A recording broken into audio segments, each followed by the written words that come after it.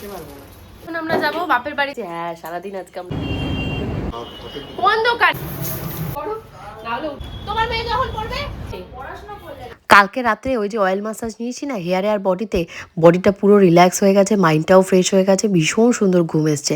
সকাল সকাল ঘুম থেকে উঠে এখন নিচ্ছি পার্সেলে যে ড্রেসটা এসছে সেটা তো পরে দেখাবোই, তার পাশাপাশি কেন হঠাৎ করেই বাপের বাড়ি যাওয়ার সিদ্ধান্ত নিলাম, তার পাশাপাশি সামান্য একটা ড্রেস পরা নিয়ে এত কেন মাথা গরম করলো, সব মিলিয়ে আজকে ব্লগটাকে সাজিয়েছি। হোপফুলি তোমাদের ভীষণ ভালো লাগবে। হ্যালো মাই লাভলি ভিউয়ার্স, আমি Priyanka and welcome to my channel Priyanka's time. আমার মতন যারা নিজেদেরকে ভালোবাসো, আমি মনে করি প্রত্যেকেরই অন্তত পক্ষে 2 মাসে কি 6 মাসে একটা করে এরকম বডিতে অয়েল মাসাজ, হেয়ারে অয়েল মাসাজ নেওয়াটা দরকার। মাইন্ডটা এত ফ্রেশ হয়েছে, শিবানীদিকে সেই কথা বলছি, শিবানীদি আমাকে দেখে বলতে তোর চুলে কী হয়েছে, এত তেল লাগিয়েছিস কেন গাদা গুচ্ছে। তাই আমি বলছি শরীর খারাপ কিনা, তা আমি বলছি না শরীর খারাপ নয়, শরীরটাকে ভালো করার জন্যই এটা করেছি, রিল্যাক্সের জন্য। তো সকালবেলা রিল্যাক্সেশনের জন্য আরও একটা জিনিস আমি হেলদি অভ্যাসটা করছি, কারণ এরপর লিটিল গোল্ডকে নিয়ে আমাকে স্কুলে যেতে হবে। এপ্রিলে 1 তারিখ থেকে লিটিল গোল্ডের স্কুল শুরু, তার ভেতর আমাদের একটা ঘুরতে যাওয়ার প্ল্যানিং হয়েছে। কোথায় ঘুরতে যাওয়া সেটা তো একদমই সারপ্রাইজ, তোমরা জাস্ট অবাক হয়ে যাবে। বাট সেটা কি হচ্ছে, সেশনটা শুরু হচ্ছে আর আমাদেরও ঘুরতে যাওয়াটা কী দিয়ে কী করবো। তো ভাবলাম অভ্যাসগুলো তো অ্যাটলিস্ট পাল্টায়, তারপরে দেখা যাবে। আমার মেয়ে তো আর এরকম নয় যে মাধ্যমিক দিতে যাচ্ছে তাই সেটা মিস হয়ে যাচ্ছে। তো সকালবেলা খাচ্ছি হলাম গিয়ে, এটাকে মুসলি বলে না, এটাকে গ্র্যানুলা বলে। এটা আমি ফার্স্ট খেয়েছিলাম পূজার কাছে, টক দই দিয়ে মেখেছিল, তো আমার বেশ ভালো লেগেছিলো। আর এখন যেহেতু হেলদি অভ্যাসটা করতে হবে, সকালে ব্রেকফাস্টে হেভি করে আমাকে লিটিল গোলকে নিয়ে বেরিয়ে যেতে হবে গাড়িতে করে, তো আমি ভেবেছি এই গ্র্যানুলা খাওয়াটা ধরবো। টক দই দিয়ে আজকে ফার্স্ট টাইম নিজের বাড়িতে ট্রাই করলাম, জাস্ট অসম। তোমরা যারা আমার মতন ওই যে বললাম নিজেকে ভালোবাসো বা বিজি রয়েছো, ঠিকঠাক মতন খেতে পারো না, তারা কিন্তু গ্র্যানুলা খেতে পারো টক দই দিয়ে। টক দইয়ের ভেতরে আমি 2টো এক্সট্রা করে খেজুর দিলাম, ক্রিমিয়া খেজুরের ডাব্বাটা শেষ। কালকে যেহেতু আবার একাদশী রয়েছে, গোবিন্দ আমাকে আগে থেকে অ্যালার্ট করে দিয়েছে যে ফ্রাইডে একাদশী রয়েছে, তো আজকে যা খাবার দাবার আছে মোটামুটি নিরামিষ আমিষ সব ফ্রিজ ফাঁকা করে দিতে হবে। আর এখন সকাল সকাল আমার যে ড্রেসটা এসছে সেটাকে পরছি। ড্রেসটা আন্ডার রয়েছে তোমাদের মেবি 400-এ, মিশোতে তোমরা পেয়ে যাবে। লিঙ্কটা কিন্তু তোমরা আমার কমিউনিটি পোস্টে পাবে। আমি কিন্তু লাস্ট ব্লগেও বলেছি আমার ড্রেসগুলো দেখে প্রত্যেকেই নিতে চাইছো, তোমরা যাতে নিতে পারো, পরতে পারো আমার মতো সুন্দর সুন্দর ড্রেস, তার জন্যই আমি এত কষ্ট করে ভিডিওসগুলো বানাচ্ছি। তো তোমরা প্লিজ আমার কমিউনিটি পোস্টটা ফলো করবে, ওখানে প্রত্যেক কটা পিকচারের সাথে প্রত্যেক কটা ড্রেসের লিঙ্ক দেওয়া থাকছে। আর তোমরা যদি না পাও, বাই দ্য ওয়ে আমার যে ফেসবুক পেজগুলো রয়েছে সেখানে ফলো করলে তোমরা পেয়ে যাবে, ইনস্টাগ্রামেও পাবে। তো আজকে আমি ড্রেসটার সাথে মানে জুয়েলারি ম্যাচিংই করতে পারছি না। বেসিক্যালি কী হচ্ছে, যখন আমি স্কুল কলেজে পড়তাম তখন অনেক মানে ইমিটেশনের জুয়েলারি আমার কাছে ছিল। এখন যেহেতু আমার সমস্তটা বলতে গেলেই গোল্ড জুয়েলারি অল টাইম পরি, তো আমার আর সেভাবে ইমিটেশন বা আর্টিফিশিয়াল জুয়েলারি কেনা হয় না। 2-একটা যা রয়েছে সেগুলো দিয়েই চালাচ্ছি। কানের দুলের কালেকশান আছে, তো তার ভেতর থেকে একটা ইয়ারিং পরেছি, পরে এই ড্রেসটাকে পরেছি। সো আমার প্রিয় ভিউয়ার্স অবশ্যই কমেন্ট করে জানিও আমাকে দেখতে কেমন লাগছে। ড্রেসটা পরে প্রথম তো প্রচণ্ড শাই ফিল হচ্ছিল ক্যামেরার সামনে দাঁড়াতে, কারণ আমি এর আগে কোনো সময় এইরকমভাবে কিন্তু তোমরা খুবই কম হয়তো দেখেছো, মেবি 1-2বার হয়তো দেখলেও দেখতে পারো, বাট আমি পড়ি না, যেটা পড়ি না সেটা পড়ি না। কেন পড়ি না এটা আমি জানি না, আমি ছোটো থেকে পড়ে অভ্যস্ত নই, মেবি বুড়ি বয়সে এসে তার জন্য পড়তে আমার ভীষণ শাই ফিল হচ্ছে। সানস্ক্রিন রয়েছে আমার, সানস্ক্রিন প্লাস SPF রয়েছে প্লাস ময়শ্চারাইজার, তো দুটো অ্যাপ্লাই করে নিয়েছি ভালো করে সারা গায়ে। নাহলে কী হবে বলো তো, যখন আমি আসবো এসে আমি নিজেকে নিজে আর চিনতে পারবো না, পুরো মনে হয় কি ভূত পেতনি চলে এসছে, এত পরিমাণে রোদ বাইরে। আমি এখনই দেখতে পাচ্ছি ছাদে গিয়ে একটু দাঁড়াবো, তার জোর নেই, প্রচণ্ড রোদ, প্রচণ্ড রোদ। আমার আর নিচে যাওয়া হলো না সাহস করে, কারণ ওইটাই ভাবলাম যে কেউ যদি বরকে কিছু বলে যে তোর নিচে যাবো এই করে, গপু তুমি আমাদের যাবো, তো আমি যাবো এই করে নিচে লক্ষ্মীর দোকানে। শুনলে শুনলে না না কেন, তোমার ঘরেও তো মেয়ে আছে, তোমার মেয়ে যখন পড়বে আমি কি অন্য জায়গায় ঘুরতে চলে যাচ্ছি, আমি তো লক্ষ্মীর দোকানে যাবো বলেছি। দেখ ভেতর দিয়ে গোবিন্দ আবার শুনছে যে কি বলে বৌদি। না না যাবো না, আমার নিজেরই একটা পেস্টিজ আছে, যাবো না, ছেড়ে দাও। ও শুট শেষ, নিচে টিচে কোথাও যেতে পারিনি, এরকম দাগ পড়ে গেছে চোখের, চশমাগুলো পরার অভ্যাস নেই না। এই ভালো লাগছে আমাকে আজকেটা, ভালো লাগছে এসে এসে এসে না এসে। হ্যাঁ এর জন্য আনিনি যে তোমাকে, আমাকে ভালো লাগছে আমি জানি, তোমাকে কেমন লাগছে আমার পাশে সেটা দেখানোর জন্য নিয়ে এসেছি।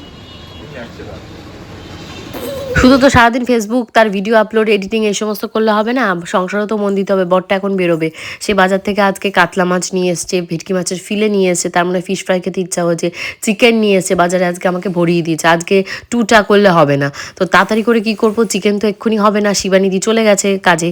শিবানীদিকে তখন বাজারে এনে দেওয়া হয়নি বলে কাটিনি। আমি তাড়াতাড়ি করে প্রিয়াকে বললাম, প্রিয়া তোর মাকে ফোন কর, পায়ে হাত পায়ে ধর, কোনোভাবে যেন সে আসে, এসে একটু আমার হাতে হাতে সবজি কটা কেটে দিলেও হবে।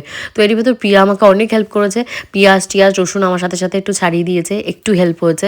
তার পাশাপাশি এখন কি করলাম, কাতলা মাছটাকে আমি ফ্রিজে রেখে দিলাম, আর এক পিস কাতলা মাছ, ঘি আর ডাল ছিল, তাই দিয়ে তোমাদের গপুদাকে খেতে দিয়েছি। উনি এক্ষুনি বেরোবে ব্যাংকের কাজে। উনি যেহেতু সকালবেলা ব্রেকফাস্ট হেভি করে না, উনি বলেই দিয়েছে ব্রেকফাস্টে উনি দুটো বয়েলড এগ খাবে, তার বাইরে গিয়ে কিচ্ছু খাবে না। তাহলে আমাকে বুঝতে পারছো 12:30 একটার ভেতর খাবার রেডি করে দিতে হবে, যাতে বরটা খেতে পারে। তো এখন থেকে সেই পন্থাতেই চলছি, মানে সকালবেলা ঘুম থেকে উঠে স্নান ধান করে পুজো টুজো দিয়ে তারপর রান্নাঘরে ঢুকি, আর তার আগে এদিক ওদিক দৌড়াদৌড়ি করে লিটিল গোল্ডের সুজিটাকে করে নিই, আর আমার এই গ্র্যানুলটাকে রেডি করে নিই। কোনদিন সসেস থাকে, ডিম পোচ থাকে, নিরামিষের দিন তো আর ওগুলো হবে। খুশি মনে করলে করো, নাহলে উঠে পড়ো, আমি করে নিচ্ছি। আলু আমি তো, তুমি যদি না আসতে বাই চান্স, পিঁয়াজ যদি চলে যেত, আমি তো একাই করতাম, অসুবিধা তো কিছু নেই। তো এখন মশলা পেস্ট করছি, করে মাংসটা ধুয়ে বসাবো। মাছ তোমাদের গপুদা ভাজা দিয়ে খেয়ে চলে গেছে বলে আর ইয়ে করিনি। এখন একটু আমাদের জন্য চা বসিয়েছি, আমি শিবানী দিয়ে প্রিয়া।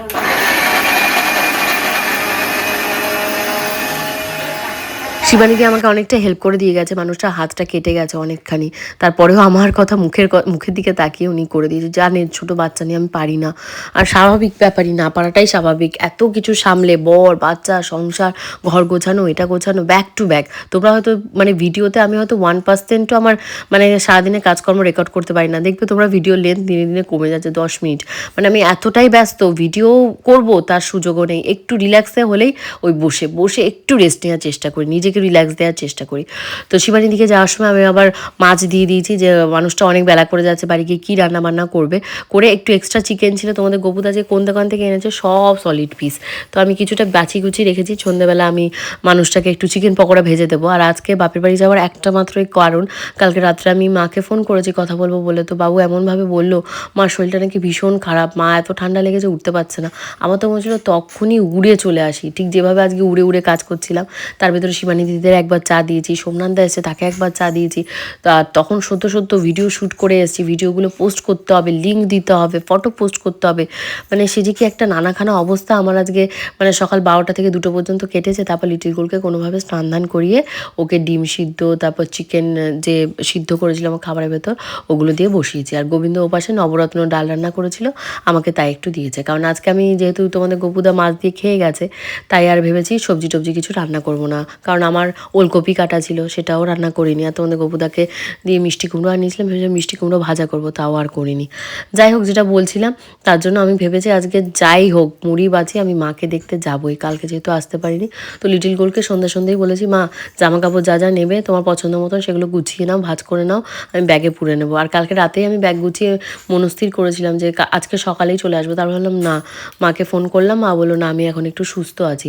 নাহলে আমি যদি একটু মার কাছে আসি, বিশাল কোনো মহাভারত মানে আমি ইয়ে করে দেবো তা নাই, যে পাল্টে দেবো সেরকম নয়, কিন্তু আসলে একটা সাহস ভরসা, একটু রান্নাঘরে দাঁড়ালেও মা একটু রেস্ট নিতে পারবে, সেই কথাই বলছে। ব্যাঙ্গালোর থেকে বা চেন্নাই থেকে যে ওষুধগুলো দিয়েছে, সেই ওষুধগুলো এত পরিমাণে ওষুধ, বলছে 15টা-16টা ওষুধ, তা ওষুধটা খেয়ে তো সমানভাবে রেস্ট নিতে হবে, সেই রেস্টটাই মায়ের জন্য। সেই কবে কচু শাক রান্না করেছিলাম মনে আছে, বর্ণানদেরটা দিয়ে এসছি গিয়ে, আর প্রজাপতিটা পুরোই ওকে ধরে দিয়ে দিয়েছি। আর আজকে একটু চিকেন পকোড়া ভেবেছিলাম মায়ের জন্য নিয়ে যাব, তা সেটা আমি আর তোমাদের গপুদা ভেজে খেয়ে নিয়েছি। আর একটু ছোলা নিয়ে যাচ্ছি, আমি 1 প্যাকেট ছোলার অর্ডার দিয়েছিলাম।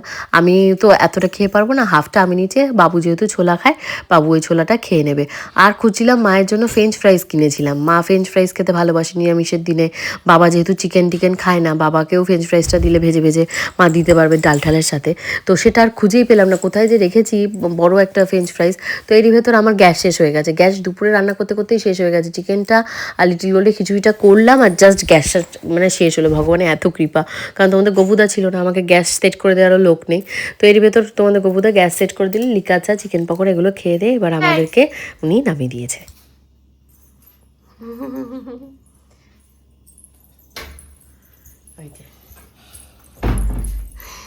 কোথায় এসেছি মা আমরা? কি খুশি মা, আমরা কি সারাদিন দিদুর বাড়িতে থাকবো আজকে? আমি বলছি হ্যাঁ সারাদিন আজকে আমরা দিদুর বাড়িতে থাকবো। কালকে কি বায়না, দিদুর বাড়ি যাবো না, চলো এক্ষুনি চলো দিদুর বাড়ি, তাই না? বলেছিলে এখন চলে এসেছি। তুমি খুশি? তুমি থাকবে এখানে? বলছে দিদুর বাড়িটাকে আমাদের বাড়ির কাছে নিয়ে আসবো। তাহলে দিদুর বাড়িটা আমাদের কাছে নিয়ে আসবো, আমাদের বাড়িটা দিদুদের ঘরের রুমে দিয়ে দেবো। আচ্ছা ঠিক আছে, ঠিক আছে। তাহলে আমি গিয়ে তোমাদের বাড়ি থাকবো, তুমি খুশি? আরে তা আমি কোন ঘরে থাকবো? তুমি এই ঘরে থাকবে, তারপরে বিকাল বেলা আমাদের বাড়ি চলে আসবে। ওই যে তোমাদেরকে বললাম না এখন সবকিছু আর রেকর্ড করি না, কিছুটা প্রাইভেসিও রাখি। তো মা রাতের বেলা অনেক কিছু রান্নাবান্না করেছিল, পুঁটি মাছ ছিল, পেঁপে দিয়ে আলু দিয়ে একটা তরকারি মতন ছিল, আর আমি যা নিয়েছিলাম ওই দিয়ে খাওয়া দাওয়া হয়ে গেছে। আর কালকেই তত্ত্বের ডালাগুলোকে তুলতেই হবে, মানে প্রত্যেক দিনই দেখায়, তোলাই আর হয় না, ঠেকা তো আমার কিছু করার নেই। হোপফুলি আজকে ব্লগটা ভালো লেগেছে, ভালো লাগলে অবশ্যই কমেন্ট করে জানিও। কালকে দুপুর ঠিক 2টোর সময় আসবো। বাই।